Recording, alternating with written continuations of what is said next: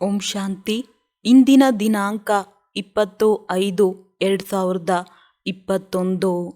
ಮಧುರ ಮಕ್ಕಳೇ, ಈ ಹಳೆಯ ಪ್ರಪಂಚ ಹಾಗೂ ದೇಹಧಾರಿಗಳೊಂದಿಗೆ ಎಂದು ಮನಸ್ಸನ್ನು ಇಡಬಾರದು. ಮನಸ್ಸನ್ನು ಇಟ್ಟಿದ್ದೀರೆಂದರೆ ಅದೃಷ್ಟವು ಕೆಟ್ಟು ಹೋಗುವುದು. ಪ್ರಶ್ನೆ: ತಂದೆಯು ಮಕ್ಕಳಿಗೆ ಈ ನಾಟಕದ ಯಾವ ಗುಹ್ಯ ರಹಸ್ಯವನ್ನು ತಿಳಿಸಿದ್ದಾರೆ? ಉತ್ತರ: ಮಕ್ಕಳೇ, ಈಗ ಈ ನಾಟಕವು ಸಮಾಪ್ತಿ ಆಗುವುದಿದೆ. ಆದ್ದರಿಂದ ಎಲ್ಲ ಆತ್ಮರು ಇಲ್ಲಿ ಹಾಜರಾಗಲೇಬೇಕಾಗಿದೆ. ಎಲ್ಲ ಧರ್ಮದ ಆತ್ಮರು ಈಗ ಇಲ್ಲಿ ಹಾಜರಾಗುವರು, ಏಕೆಂದರೆ ಸರ್ವರ ತಂದೆಯು ಇಲ್ಲಿ ಹಾಜರಾಗಿದ್ದಾರೆ.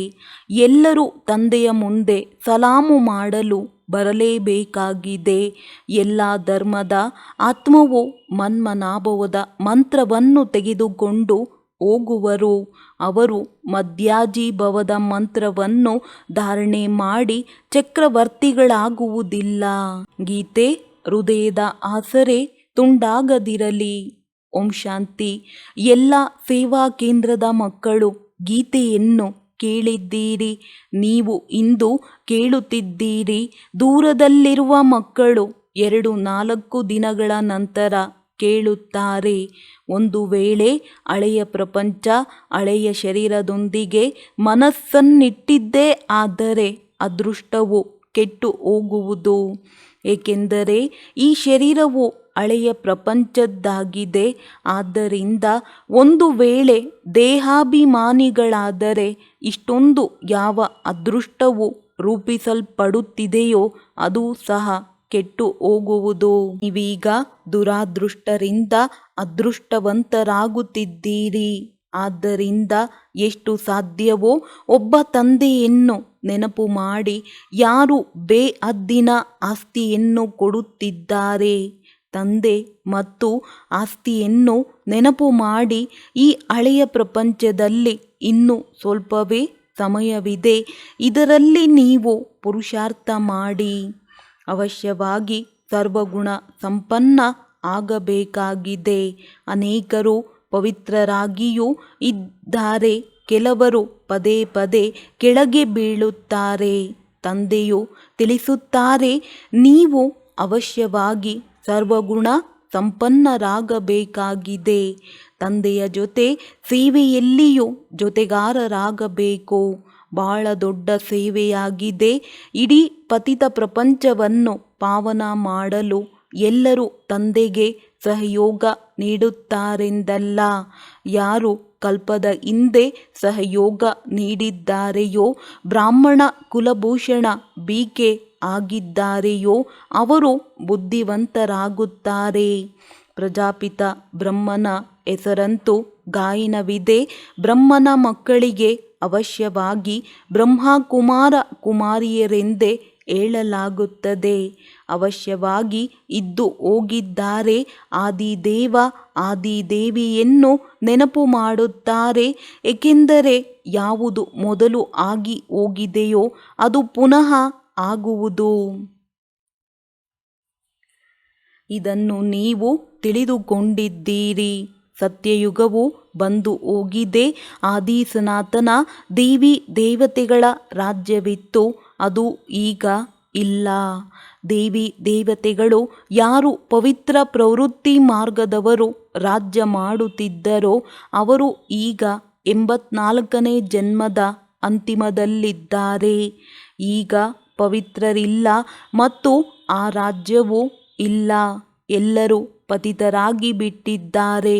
ಪುನಃ ಪಾವನರನ್ನಾಗಿ ಮಾಡಲು ತಂದೆಯು ಬಂದಿದ್ದಾರೆ.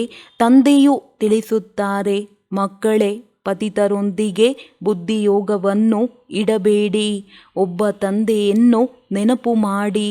ನೀವು ತಿಳಿದುಕೊಂಡಿದ್ದೀರಿ, ನಾವು ತಂದೆಯ ಸಲಹೆಯಂತೆ ನಡೆದು ತಂದೆಯಿಂದ ಆಸ್ತಿಯನ್ನು ತೆಗೆದುಕೊಳ್ಳುತ್ತಿದ್ದೇವೆ.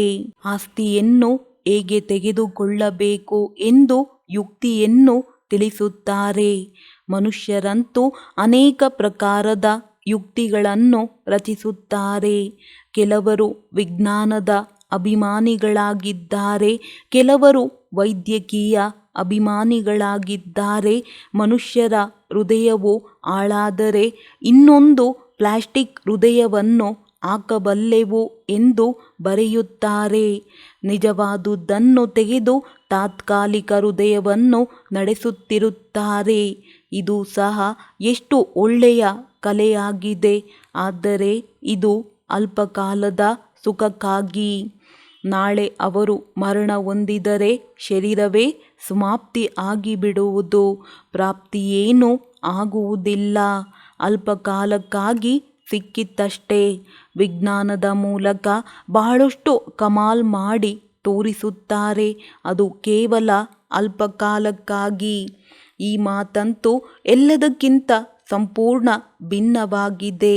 ಪಾವನ ಆತ್ಮವು 84 ಜನ್ಮಗಳನ್ನು ತೆಗೆದುಕೊಳ್ಳುತ್ತಾ ಪತಿತವಾಗಿ ಬಿಟ್ಟಿದೆ. ಆ ಪತಿತ ಆತ್ಮವನ್ನು ಪುನಃ ಪಾವನವನ್ನಾಗಿ ತಂದೆಯ ವಿನಃ ಮತ್ಯಾರೂ ಮಾಡಲು ಸಾಧ್ಯವಿಲ್ಲ.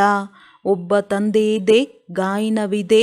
ಸರ್ವರ ಪತಿತ ಪಾವನ, ಸರ್ವರ ಸದ್ಗತಿದಾತ, ಸರ್ವರ ಮೇಲೆ ದಯಾ ದೃಷ್ಟಿಯನ್ನು ಇಡುವವರು, ಸರ್ವೋದಯ ಲೀಡರ್ ಆಗಿದ್ದಾರೆ. ಮನುಷ್ಯರು ತಮ್ಮನ್ನು ಸರ್ವೋದಯ ಲೀಡರ್ ಎಂದು ಕರೆಸಿಕೊಳ್ಳುತ್ತಾರೆ. ಆದರೆ ಸರ್ವ ಎಂದರೆ ಅದರಲ್ಲಿ ಎಲ್ಲರೂ ಬಂದು ಬಿಡುತ್ತಾರೆ. ಅಂದ ಮೇಲೆ ಸರ್ವರ ಮೇಲೆ ದಯೆ ತೋರಿಸುವವರು ತಂದೆಯೊಬ್ಬರೇ ಎಂದು ಗಾಯನವಿದೆ. ಅವರಿಗೆ ದಯಾಸಾಗರ, ಆನಂದ ಸಾಗರನೆಂದು ಹೇಳುತ್ತಾರೆ. ಉಳಿದ ಮನುಷ್ಯರು ಸರ್ವರ ಮೇಲೆ ದಯೆ ತೋರಿಸಲು ಸಾಧ್ಯವೇ? ತಮ್ಮ ಮೇಲೆ ದಯೆ ಮಾಡಿಕೊಳ್ಳಲು ಸಾಧ್ಯವಿಲ್ಲವೆಂದರೆ ಅನ್ಯರ ಮೇಲೆ ಏನು ಮಾಡುವರು? ಇವರು ಅಲ್ಪಕಾಲದ ದಯೆ ತೋರಿಸುತ್ತಾರೆ. ಎಷ್ಟು ದೊಡ್ಡ ಹೆಸರುಗಳನ್ನು ಇಟ್ಟುಕೊಂಡಿದ್ದಾರೆ. ಈಗ ತಂದೆಯು ತಿಳಿಸುತ್ತಾರೆ, ನಿಮಗೆ ಸದಾ ಆರೋಗ್ಯವಂತರು, ಐಶ್ವರ್ಯವಂತರಾಗುವ ಎಷ್ಟು ಸಹಜ ಯುಕ್ತಿಯನ್ನು ತಿಳಿಸುತ್ತಾರೆ. ಯುಕ್ತಿಯು ಅತಿ ಸಹಜವಾಗಿದೆ. ಕೇವಲ ನನ್ನನ್ನು ನೆನಪು ಮಾಡಿರಿ, ಏಕೆಂದರೆ ನೀವು ನನ್ನನ್ನೇ ಮರೆತು ಹೋದಿರಿ. ಸತ್ಯಯುಗದಲ್ಲಿ ನೀವು ಸುಖಿಯಾಗಿರುತ್ತೀರಿ, ಆದ್ದರಿಂದ ನನ್ನನ್ನು ನೆನಪು ಮಾಡುವುದಿಲ್ಲ. ನಿಮ್ಮ 84 ಜನ್ಮಗಳ ಚರಿತ್ರೆ ಭೂಗೋಳವನ್ನು ನಿಮಗೆ ತಿಳಿಸುತ್ತೇನೆ. ನೀವು ಹೀಗೆ ರಾಜ್ಯ ಮಾಡುತ್ತಿದ್ದೀರಿ, ಸದಾ ಸುಖಿಯಾಗಿದ್ದೀರಿ. ನಂತರ ದಿನ ಪ್ರತಿದಿನ ಇಳಿಯುತ್ತಾ ತಮೋಪ್ರಧಾನ ದುಃಖಿ ಪತಿತರಾಗಿ ಬಿಟ್ಟಿದ್ದೀರಿ. ಈಗ ತಂದೆಯು ಪುನಃ ನೀವು ಮಕ್ಕಳಿಗೆ ಕಲ್ಪದ ಮೊದಲಿನಂತೆ ಆಸ್ತಿಯನ್ನು ಕೊಡುತ್ತಿದ್ದಾರೆ. ನೀವೇ ಕಲ್ಪವೂ ಬಂದು ಆಸ್ತಿಯನ್ನು ತೆಗೆದುಕೊಳ್ಳುತ್ತೀರಿ, ಶ್ರೀಮತದಂತೆ ನಡೆಯುತ್ತೀರಿ. ಶ್ರೀಮತವು ಬಾಪ್ದಾದರವರ ಮತವಾಗಿದೆ. ಅವರನ್ನು ಬಿಟ್ಟರೆ ಶ್ರೀಮತವೆಲ್ಲಿಂದ ಸಿಗುವುದು? ತಂದೆಯು ತಿಳಿಸುತ್ತಾರೆ, ನೀವು ವಿಚಾರ ಮಾಡಿ, ಈ ಕಲೆಯು ಯಾರಲ್ಲಿಯಾದರೂ ಇದೆಯೇ? ಇಲ್ಲ. ವಿಶ್ವದ ಮಾಲೀಕರನ್ನಾಗಿ ಮಾಡುವ ಯುಕ್ತಿಯನ್ನು ತಂದೆಯೇ ತಿಳಿಸಿಕೊಡುತ್ತಾರೆ. ಇದರ ವಿನಃ ಮತ್ಯಾವುದೇ ಉಪಾಯವಿಲ್ಲ. ಪತಿತ ಪಾವನ ತಂದೆಯೇ ಶ್ರೇಷ್ಠ ಪದವಿಯನ್ನು ಪಡೆಯುವುದಕ್ಕಾಗಿ ಜ್ಞಾನ ತಿಳಿಸುತ್ತಾರೆ. ಕೇವಲ ಸೃಷ್ಟಿಚಕ್ರದ ಜ್ಞಾನವನ್ನು ತಿಳಿದುಕೊಳ್ಳುವುದರಿಂದ ನೀವು ಪವಿತ್ರರಾಗಿ ಬಿಡುವುದಿಲ್ಲ. ತಂದೆಯು ತಿಳಿಸುತ್ತಾರೆ, ನನ್ನನ್ನು ನೆನಪು ಮಾಡಿರಿ. ಈ ಯೋಗಾಗ್ನಿಯಿಂದಲೇ ನಿಮ್ಮ ಪಾಪದ ಕೊಡವು ಸಮಾಪ್ತಿಯಾಗುವುದು. ನೀವೇ 84 ಜನ್ಮಗಳನ್ನು ತೆಗೆದುಕೊಳ್ಳುತ್ತಾ ಬಹಳ ಪತಿತರಾಗಿದ್ದೀರಿ ಎಂದು ತಂದೆಯು ತಿಳಿಸುತ್ತಾರೆ. ಇತ್ತೀಚೆಗಂತೂ ಮನುಷ್ಯರು ನಾನೇ ಶಿವನೆಂದು ಹೇಳಿಕೊಳ್ಳುತ್ತಾರೆ, ಅಥವಾ ನೀವು ಪರಮಾತ್ಮನ ರೂಪವಾಗಿದ್ದೀರಿ, ಆತ್ಮನೇ ಪರಮಾತ್ಮನೆಂದು ಹೇಳುತ್ತಾರೆ. ಈಗ ತಂದೆಯು ಬಂದಿದ್ದಾರೆ, ನೀವು ತಿಳಿದುಕೊಂಡಿದ್ದೀರಿ. ಶಿವತಂದೆಯೇ ನೆನಪು ತರಿಸಬೇಕಾಗಿದೆ. ಸರ್ವರ ಸದ್ಗತಿದಾತನು ಒಬ್ಬ ಪರಂಪಿತ ಪರಮಾತ್ಮನೇ ಆಗಿದ್ದಾರೆ. ಶಿವನ ಮಂದಿರಗಳನ್ನು ಪ್ರತ್ಯೇಕವಾಗಿ ಕಟ್ಟಿಸುತ್ತಾರೆ. ಶಂಕರನ ರೂಪವೇ ಬೇರೆಯಾಗಿದೆ. ಪ್ರದರ್ಶನಿಯಲ್ಲಿಯೂ ಇದನ್ನು ತೋರಿಸಬೇಕಾಗಿದೆ. ಶಿವ ನಿರಾಕಾರ, ಶಂಕರ ಆಕಾರಿಯಾಗಿದ್ದಾನೆ. ಕೃಷ್ಣನಂತೂ ಸಾಕಾರದಲ್ಲಿದ್ದಾನೆ. ಜೊತೆಯಲ್ಲಿ ರಾಧೆಯನ್ನು ತೋರಿಸುವುದು ಸರಿಯಾಗಿದೆ. ಆಗ ಇದು ಸಿದ್ಧವಾಗುವುದು. ಇವರೇ ನಂತರ ಲಕ್ಷ್ಮೀ ನಾರಾಯಣ ಆಗುತ್ತಾರೆಂದು. ಕೃಷ್ಣನು ದ್ವಾಪರದಲ್ಲಿ ಗೀತೆಯನ್ನು ತಿಳಿಸಲು ಬರುವುದೇ ಇಲ್ಲ. ಪತಿತರಾಗುವುದು ಕಲಿಯುಗದ ಅಂತ್ಯದಲ್ಲಿ. ಸತ್ಯಯುಗದಲ್ಲಿ ಪಾವನರಿರುತ್ತಾರೆ. ಅಂದ ಮೇಲೆ ತಂದೆಯು ಸಂಗಮದಲ್ಲಿಯೇ ಬರುತ್ತಾರೆ. ಇದನ್ನು ತಂದೆಯೇ ತಿಳಿದುಕೊಂಡಿದ್ದಾರೆ. ಅವರೇ ತ್ರಿಕಾಲದರ್ಶಿಯಾಗಿದ್ದಾರೆ. ಕೃಷ್ಣನಿಗೆ ತ್ರಿಕಾಲದರ್ಶಿ ಎಂದು ಹೇಳಲಾಗುವುದಿಲ್ಲ. ಅವರು 3 ಕಾಲಗಳ ಜ್ಞಾನವನ್ನು ತಿಳಿಸಲು ಸಾಧ್ಯವಿಲ್ಲ. ಏಕೆಂದರೆ ಕೃಷ್ಣನಿಗೆ ಸೃಷ್ಟಿಯ ಆದಿ ಮಧ್ಯ ಅಂತ್ಯದ ಜ್ಞಾನವೇ ಇಲ್ಲ. ಕೃಷ್ಣನು ಚಿಕ್ಕ ಮಗುವಾಗಿದ್ದಾನೆಂದು ಹೇಳುತ್ತಾರೆ. ದೈವಿ ರಾಜಕುಮಾರ ಕುಮಾರಿಯರ ಕಾಲೇಜಿಗೆ ಓದಲು ಹೋಗುತ್ತಾರೆ. ಮೊದಲು ಇಲ್ಲಿಯೂ ಸಹ ರಾಜಕುಮಾರ ಕುಮಾರಿಯರ ಕಾಲೇಜುಗಳಿತ್ತು. ಈಗ ಒಂದೇ ಬೆರಕೆಯಾಗಿಬಿಟ್ಟಿದೆ. ಕೃಷ್ಣನು ರಾಜಕುಮಾರನಾಗಿದ್ದನು. ಅನ್ಯ ರಾಜಕುಮಾರ ಕುಮಾರಿಯರೂ ಇರುತ್ತಾರೆ. ಎಲ್ಲರೂ ಒಟ್ಟಿಗೆ ಓದುತ್ತಾರೆ. ಅದಂತೂ ನಿರ್ವಿಕಾರಿ ಪ್ರಪಂಚವಾಗಿದೆ. ಒಬ್ಬ ಶಿವತಂದೆಯು ಸರ್ವರ ಸದ್ಗತಿದಾತನಾಗಿದ್ದಾರೆ. ಮನುಷ್ಯರು ಸರ್ವರ ಸದ್ಗತಿದಾತನಾಗಲು ಸಾಧ್ಯವಿಲ್ಲ. ತಂದೆಯೇ ಬಂದು ಸರ್ವರಿಗೆ ಮುಕ್ತಿ ಜೀವನ್ಮುಕ್ತಿಯನ್ನು ಕೊಡುತ್ತಾರೆ. ದೇವತೆಗಳ ರಾಜ್ಯದಲ್ಲಿ ಮತ್ಯಾವುದೇ ಧರ್ಮವಿರಲಿಲ್ಲ. ಧರ್ಮಗಳು ಅರ್ಧದಿಂದ ಬರುತ್ತವೆ. ಅಂದ ಮೇಲೆ ಸತ್ಯಯುಗದಲ್ಲಿ ಈ ಧರ್ಮಗಳಿರಲು ಹೇಗೆ ಸಾಧ್ಯ? ಇವರು ನಿವೃತ್ತಿ ಮಾರ್ಗದವರು, ಹಠಯೋಗಿಗಳಾಗಿದ್ದಾರೆ. ರಾಜಯೋಗವನ್ನು ತಿಳಿದುಕೊಂಡಿಲ್ಲ. ಪ್ರವೃತ್ತಿ ಮಾರ್ಗದವರಿಗಾಗಿ ಈ ರಾಜಯೋಗವಿದೆ. ಭಾರತವು ಪವಿತ್ರ ಪ್ರವೃತ್ತಿ ಮಾರ್ಗವಿತ್ತು. ಈಗ ಕಲಿಯುಗದಲ್ಲಿ ಪತಿತ ಪ್ರವೃತ್ತಿ ಮಾರ್ಗದವರಾಗಿ ಬಿಟ್ಟಿದ್ದೀರಿ. ಭಗವಾನುವಾಚ ನನ್ನೊಬ್ಬನನ್ನೇ ನೆನಪು ಮಾಡಿರಿ. ಹಳೆಯ ಪ್ರಪಂಚ ಅಥವಾ ದೇಹದ ಸಂಬಂಧಗಳೊಂದಿಗೆ ಮನಸ್ಸನ್ನಿಟ್ಟರೆ ಅದೃಷ್ಟವು ಕೆಟ್ಟು ಹೋಗುವುದು. ಅನೇಕರ ಅದೃಷ್ಟವು ಕೆಟ್ಟು ಹೋಗುತ್ತದೆ. ಯಾರಾದರೂ ಅಕರ್ತವ್ಯ ಮಾಡಿದರೆ ಅಂತಿಮದಲ್ಲಿ ಅದೆಲ್ಲವೂ ಮುಂದೆ ಬರುತ್ತದೆ, ಸಾಕ್ಷಾತ್ಕಾರವಾಗುತ್ತದೆ. ಕೆಲವು ಮಕ್ಕಳು ಬಹಳ ಮುಚ್ಚಿಡುತ್ತಾರೆ. ಈ ಜನ್ಮದಲ್ಲಿ ಮಾಡಿರುವ ಪಾಪಕರ್ಮಗಳನ್ನು ತಂದೆಗೆ ತಿಳಿಸುವುದರಿಂದ ಅರ್ಧ ಶಿಕ್ಷೆಯು ಕಳೆದು ಹೋಗುವುದು. ಆದರೆ ಸಂಕೋಚಕ್ಕೊಳಗಾಗಿ ತಿಳಿಸುವುದೇ ಇಲ್ಲ. ಬಹಳ ಕೊಳಕು ಕೆಲಸಗಳನ್ನು ಮಾಡುತ್ತಾರೆ. ಬುದ್ಧಿಯಲ್ಲಿ ನೆನಪಂತೂ ಇರುತ್ತದೆ. ಆದರೆ ಅದನ್ನು ತಿಳಿಸುವುದರಿಂದ ಶಿಕ್ಷೆಯಿಂದ ಮುಕ್ತರಾಗುವಿರಿ.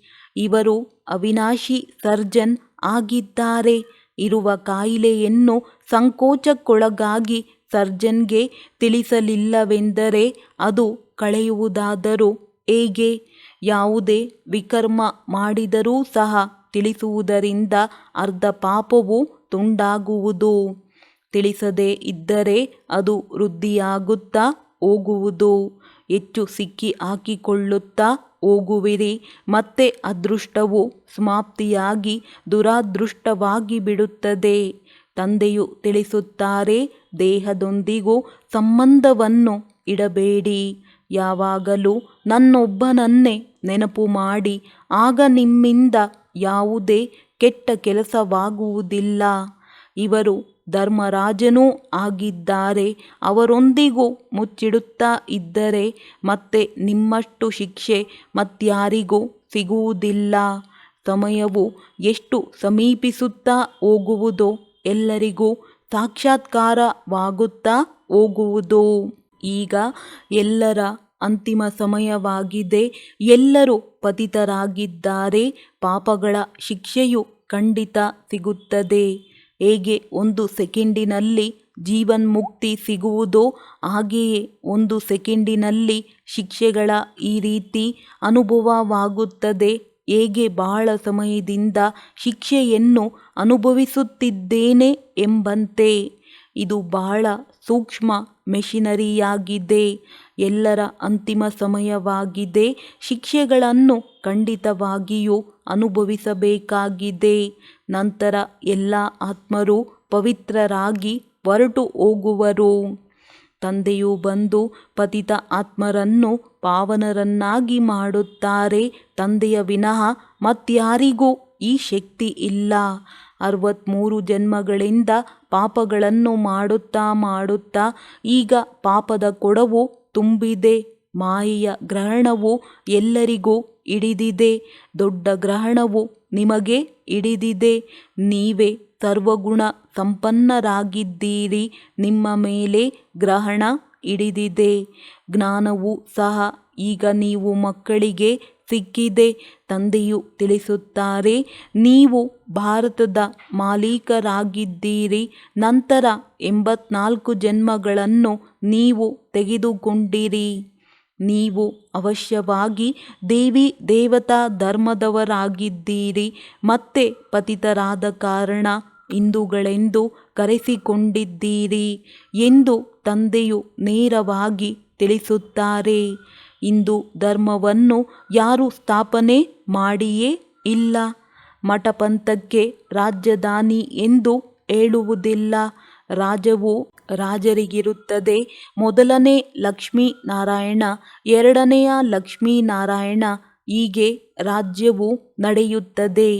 ಇದು ಸಹ ಅವಶ್ಯವಾಗಿದೆ. ಪಾವನರಿಂದ ಪತಿತರಾಗಲೇಬೇಕಾಗಿದೆ. ಪತಿತರಾಗುವ ಕಾರಣ ದೇವಿ ದೇವತೆಗಳೆಂದು ಕರೆಸಿಕೊಳ್ಳಲು ಸಾಧ್ಯವಿಲ್ಲ. ನೀವು ತಿಳಿದುಕೊಳ್ಳುತ್ತೀರಿ, ನಾವು ಪೂಜ್ಯ ಆದಿ ಸನಾತನ ದೇವಿ ದೇವತಾ ಧರ್ಮದವರಾಗಿದ್ದೆವು. ತಮ್ಮ ಧರ್ಮದ ಚಿತ್ರಗಳನ್ನೇ ಪೂಜಿಸುತ್ತಾರೆ. ನಾವೇ ಪೂಜ್ಯ ದೇವಿ ದೇವತೆಗಳಾಗಿದ್ದೆವು. ಈಗ ಪೂಜಾರಿಗಳಾಗಿದ್ದೇವೆ ಎಂಬುದನ್ನೇ ಮರೆತು ಹೋಗಿದ್ದೇವೆ. ತಂದೆಯು ಆಸ್ತಿಯನ್ನು ಕೊಟ್ಟಿದ್ದರು. ನಂತರ ಪತಿತರಾದೆವು. ಆದ್ದರಿಂದ ನಮ್ಮದೇ ಚಿತ್ರಗಳಿವೆ. ಕುಳಿತು ಪೂಜೆ ಮಾಡಿದೆವು ಎಂದು ನೀವೀಗ ತಿಳಿದುಕೊಳ್ಳುತ್ತೀರಿ. ತಾವೇ ಪೂಜ್ಯ, ತಾವೇ ಪೂಜಾರಿ. ಇದು ಭಾರತದ ವಿನಃ ಮತ್ಯಾರಿಗೂ ಹೇಳುವುದಿಲ್ಲ. ತಂದೆಯೂ ಸಹ ಭಾರತದಲ್ಲಿಯೇ ಬಂದು ಪುನಃ ದೇವಿ ದೇವತೆಗಳನ್ನಾಗಿ ಮಾಡಲು ಜ್ಞಾನ ಕೊಡುತ್ತಾರೆ. ಉಳಿದೆಲ್ಲರೂ ಲೆಕ್ಕಾಚಾರಗಳನ್ನು ಮುಗಿಸಿಕೊಂಡು ಹಿಂತಿರುಗಿ ಹೊರಟು ಹೋಗುತ್ತಾರೆ. ಆತ್ಮರೆಲ್ಲರೂ ಓ ಗಾಡ್ ಫಾದರ್ ಎಂದು ತಂದೆಯನ್ನು ಕರೆಯುತ್ತಾ ಇರುತ್ತಾರೆ. ಇದು ಸಹ ತಿಳಿದುಕೊಳ್ಳುವ ಮಾತುಗಳಾಗಿವೆ. ಈ ಸಮಯದಲ್ಲಿ ನಿಮಗೆ 3 ತಂದೆಯರಿದ್ದಾರೆ. ಒಬ್ಬರು ಶಿವತಂದೆ, ಇನ್ನೊಬ್ಬರು ಲೌಕಿಕ ತಂದೆ ಮತ್ತು ಇವರು ಅಲೌಕಿಕ ತಂದೆ ಪ್ರಜಾಪಿತ ಬ್ರಹ್ಮನಾಗಿದ್ದಾರೆ. ಮತ್ತೆಲ್ಲರಿಗೆ 2 ತಂದೆಯರಿದ್ದಾರೆ, ಲೌಕಿಕ ಮತ್ತು ಪಾರಲೌಕಿಕ. ಸತ್ಯಯುಗದಲ್ಲಿ ಕೇವಲ ಒಬ್ಬರೇ ಲೌಕಿಕ ತಂದೆ ಇರುತ್ತಾರೆ. ಪಾರಲೌಕಿಕ ತಂದೆಯನ್ನು ಅರಿತುಕೊಂಡೇ ಇಲ್ಲ. ಅಲ್ಲಂತೂ ಸುಖವೇ ಸುಖವಿರುತ್ತದೆ. ಅಂದ ಮೇಲೆ ಮತ್ತೆ ಪಾರಲೌಕಿಕ ತಂದೆಯನ್ನು ಏಕೆ ನೆನಪು ಮಾಡುವರು? ದುಃಖದಲ್ಲಿ ಎಲ್ಲರೂ ಸ್ಮರಣೆ ಮಾಡುತ್ತಾರೆ. ಇಲ್ಲಿ ನಿಮಗೆ 3 ತಂದೆಯರಿರುತ್ತಾರೆ. ಇದು ಸಹ ತಿಳಿದುಕೊಳ್ಳುವ ಮಾತಾಗಿದೆ. ಅಲ್ಲಿ ಆತ್ಮಾಭಿಮಾನಿಯಾಗಿರುತ್ತಾರೆ. ನಂತರ ದೇಹಾಭಿಮಾನದಲ್ಲಿ ಬಂದು ಬಿಡುತ್ತಾರೆ. ಇಲ್ಲಿ ನೀವು ಆತ್ಮಾಭಿಮಾನಿಗಳು ಆಗಿದ್ದೀರಿ, ಪರಮಾತ್ಮಾಭಿಮಾನಿಗಳು ಆಗಿದ್ದೀರಿ. ನಾವೆಲ್ಲರೂ ತಂದೆಯ ಮಕ್ಕಳಾಗಿದ್ದೇವೆ. ಅವರಿಂದ ಆಸ್ತಿಯನ್ನು ತೆಗೆದುಕೊಳ್ಳುತ್ತಿದ್ದೇವೆ ಎಂದು ನಿಮಗೆ ಶುದ್ಧ ಅಭಿಮಾನವಿದೆ. ತಂದೆಯು ಶಿಕ್ಷಕ, ಸದ್ಗುರುವೂ ಆಗಿದ್ದಾರೆ. ಅವರ ಮಹಿಮೆಯನ್ನೂ ಸಹ ತಿಳಿಸಬೇಕಾಗಿದೆ. ಅವರೇ ಬಂದು ಎಲ್ಲ ಮಕ್ಕಳಿಗೆ ಆಸ್ತಿಯನ್ನು ಕೊಡುತ್ತಾರೆ. ಸತ್ಯಯುಗದಲ್ಲಿ ನಿಮಗೆ ಆಸ್ತಿ ಇತ್ತು, ನಂತರ 84 ಜನ್ಮಗಳನ್ನು ತೆಗೆದುಕೊಂಡು ಅದನ್ನು ಕಳೆದುಕೊಂಡಿದ್ದೀರಿ. ಇದನ್ನು ತಿಳಿಸುವುದು ಎಷ್ಟು ಸಹಜವಾಗಿದೆ. ತಂದೆಗೆ ಪತಿತ ಪಾವನ ಸರ್ವರ ಸದ್ಗತಿದಾತನೆಂದು ಹೇಳಲಾಗುತ್ತದೆ. ಈ ಪ್ರಪಂಚವೇ ಪತಿತರದ್ದಾಗಿದೆ. ಯಾರು ಸದ್ಗತಿ ಕೊಡಲು ಸಾಧ್ಯವಿಲ್ಲ. ಬಾಕಿ ಯಾರಾದರೂ ಬಹಳ ಶಾಸ್ತ್ರಗಳನ್ನು ಓದಿದ್ದರೆ ಅವರದು ಅಂತ್ಮತಿ ಸೋಗತಿಯಾಗುತ್ತದೆ. ನಂತರದ ಜನ್ಮದಲ್ಲಿ ಬಾಲ್ಯದಲ್ಲಿಯೇ ಎಲ್ಲವನ್ನು ಕಂಠಪಾಠ ಮಾಡಿಬಿಡುತ್ತಾರೆ. ತಂದೆಯು ನೀವು ಮಕ್ಕಳಿಗೆ ಎಷ್ಟು ಒಳ್ಳೆಯ ಮಧುರಾತಿ ಮಧುರ ಮಾತುಗಳನ್ನು ತಿಳಿಸುತ್ತಾರೆ. ಮಕ್ಕಳೇ, ನೀವು ತಮೋಪ್ರಧಾನರಾಗಿ ಬಿಟ್ಟಿದ್ದೀರಿ. ಈಗ ಪುನಃ ತಂದೆಯನ್ನು ನೆನಪು ಮಾಡಿರಿ, ಆಗ ತುಕ್ಕು ಕಳೆಯುವುದು. ಈಗ ನಾಟಕವು ಪೂರ್ಣವಾಗುತ್ತದೆ. ಎಲ್ಲರೂ ಇಲ್ಲಿ ರಾಜರಾಗಬೇಕಾಗಿದೆ. ಕ್ರೈಸ್ಟ್ ಮೊದಲಾದವರೆಲ್ಲರ ಆತ್ಮಗಳು ಹಾಜರಿದ್ದಾರೆ. ಅವರೂ ಸಹ ತಂದೆಯ ಬಳಿ ಸಲಾಮು ಹೊಡೆಯಲು ಬರುವರು. ಅವರಂತೂ ಚಕ್ರವರ್ತಿ ರಾಜರಾಗುವುದಿಲ್ಲ, ಕೇವಲ ತಂದೆಯನ್ನು ನೆನಪು ಮಾಡುತ್ತಾರೆ. ಮನ್ಮನಾಭವದ ಮಂತ್ರವನ್ನು ತೆಗೆದುಕೊಂಡು ಹೋಗುತ್ತಾರೆ. ನಿಮ್ಮದು ಮನ್ಮನಾಭವದ ಮತ್ತು ಮಧ್ಯಾಜೀಭವದ ಡಬಲ್ ಮಂತ್ರವಾಗಿದೆ. ತಂದೆಯು ಎಷ್ಟು ಒಳ್ಳೆಯ ಯುಕ್ತಿಯನ್ನು ತಿಳಿಸುತ್ತಾರೆ. ಒಳ್ಳೆಯದು. ಮಧುರಾತಿ ಮಧುರ ಅಗಲಿ ಹೋಗಿ ಮರಳಿ ಸಿಕ್ಕಿರುವ ಮಕ್ಕಳ ಪ್ರತಿ ಮಾತಾಪಿತಾ ಬಾಪ್ದಾದರವರ ನೆನಪು, ಪ್ರೀತಿ ಹಾಗೂ ಸುಪ್ರಭಾತ. ಆತ್ಮಿಕ ಮಕ್ಕಳಿಗೆ ಆತ್ಮಿಕ ತಂದೆಯ ನಮಸ್ತೆ. ಧಾರಣೆಗಾಗಿ ಮುಖ್ಯ ಸಾರ. 1ನೇದು, ಈ ಹಳೆಯ ಪ್ರಪಂಚದಲ್ಲಿರುತ್ತಾ ಪುರುಷಾರ್ಥ ಮಾಡಿ ಸರ್ವಗುಣ ಸಂಪನ್ನರು ಅವಶ್ಯವಾಗಿ ಆಗಬೇಕಾಗಿದೆ. ಈ ಹಳೆಯ ಶರೀರ ಹಾಗೂ ಹಳೆಯ ಪ್ರಪಂಚದೊಂದಿಗೆ ಮನಸ್ಸನ್ನು ಇಡಬಾರದು. ಅದೃಷ್ಟವಂತರಾಗಬೇಕಾಗಿದೆ. 2ನೇದು, ಆತ್ಮಾಭಿಮಾನಿ ಹಾಗೂ ಪರಮಾತ್ಮಾಭಿಮಾನಿ ಆಗಬೇಕಾಗಿದೆ. ಈ ಅಂತಿಮ ಸಮಯದಲ್ಲಿ ತಂದೆಯೊಂದಿಗೆ ಏನನ್ನು ಮುಚ್ಚಿಡಬಾರದು. ಅವಿನಾಶಿ ಸರ್ಜನ್ನಿಂದ ಸಲಹೆಯನ್ನು ತೆಗೆದುಕೊಳ್ಳುತ್ತಾ ಇರಬೇಕಾಗಿದೆ. ವರದಾನ: ಸದಾ ಜ್ಞಾನ ಸೂರ್ಯನ ಸನ್ಮುಖದಲ್ಲಿರುವ ಅಂತರ್ಮುಖಿ ಸಮಾನಧಾರಿ ಭವ. ಹೇಗೆ ಸೂರ್ಯನನ್ನು ನೋಡುವುದರಿಂದ ಅವಶ್ಯವಾಗಿ ಸೂರ್ಯನ ಕಿರಣಗಳು ಬರುತ್ತವೆ, ಹಾಗೆಯೇ ಯಾವ ಮಕ್ಕಳು ಜ್ಞಾನ ಸೂರ್ಯ ತಂದೆಯ ಸನ್ಮುಖದಲ್ಲಿ ಸದಾ ಇರುತ್ತಾರೆಯೋ ಅವರು ಜ್ಞಾನ ಸೂರ್ಯನ ಸರ್ವಗುಣಗಳ ಕಿರಣಗಳನ್ನು ಸ್ವಯಂನಲ್ಲಿ ಅನುಭವ ಮಾಡುತ್ತಾರೆ. ಅವರ ಚೆಹರೆಯಲ್ಲಿ ಅಂತರ್ಮುಖತೆಯ ಹೊಳಪು ಹಾಗೂ ಸಂಗಮಯುಗದ ಅಥವಾ ಭವಿಷ್ಯದ ಸರ್ವ ಸ್ವಮಾನಗಳ ನಶೆಯು ಕಂಡುಬರುತ್ತದೆ. ಇದಕ್ಕಾಗಿ ತಮ್ಮ ಸ್ಮೃತಿಯಲ್ಲಿ ಸದಾ ಇದೇ ಇರಲಿ. ಇದು ಅಂತಿಮ ಗಳಿಗೆ ಆಗಿದೆ. ಯಾವುದೇ ಗಳಿಗೆಯಲ್ಲಾದರೂ ಈ ತನುವು ವಿನಾಶವಾಗಬಹುದು. ಆದ್ದರಿಂದ ಸದಾ ಪ್ರೀತಿ ಬುದ್ಧಿಯವರಾಗಿದ್ದು ಜ್ಞಾನ ಸೂರ್ಯನ ಸನ್ಮುಖದಲ್ಲಿರುತ್ತಾ ಅಂತರ್ಮುಖತೆ ಅಥವಾ ಸ್ವಮಾನದ ಅನುಭೂತಿಯಲ್ಲಿ ಇರಬೇಕಾಗಿದೆ. ಸ್ಲೋಗನ್: ಸದಾ ಹಾರುವ ಕಲೆಯಲ್ಲಿ ಹಾರುವುದೇ ಜಂಜಾಟಗಳ ಬೆಟ್ಟವನ್ನು ಪಾರು ಮಾಡುವುದಾಗಿದೆ. ಒಳ್ಳೆಯದು. ಓಂ ಶಾಂತಿ.